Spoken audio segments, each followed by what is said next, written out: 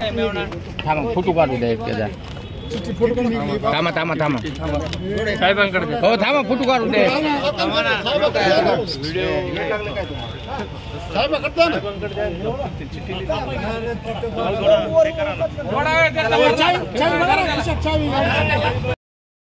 Beed online ज्ञानभूमीमध्ये आपलं सर्वांचं स्वागत. मी ज्ञानोबा वायबसे. आज सकाळी अशी एक दुर्दैवी घटना घडली आहे की एका मराठा तरुणानं आपलं जीवन संपवलं आहे. आज सकाळी तो मुंबईवरून बीडकडे आला. तो खाजगी ड्रायव्हर आहे एका खाजगी ॲम्ब्युलन्स ट्रॅव्हल्सवर. मात्र आज सकाळी आल्यानंतर तो घरी गेला. घरी आंघोळ वगैरे केली. मात्र पुन्हा तो जिल्हा परिषदेच्या याच आवारामध्ये आला. याच लिंबाच्या झाडाला त्यानं आत्ता आपलं जीवन फाशी घेऊन संपवलं आहे. कारणही तसंच आहे.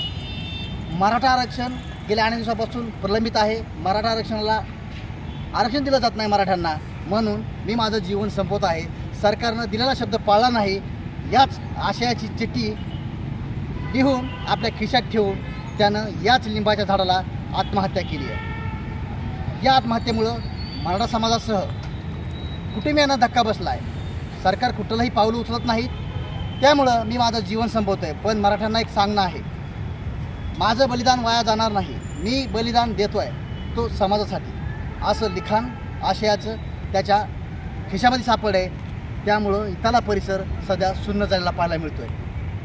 मराठा आरक्षणामुळं पुन्हा एका तरुणाची आपलं जीवन संपवावं लागतं आहे. हेच या घटनेनं मात्र अख्खा मराठा समाज शून्य झाला आहे.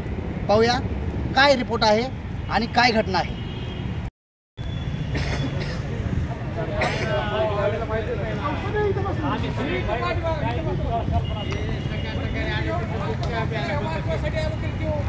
जाहीर आवाहन.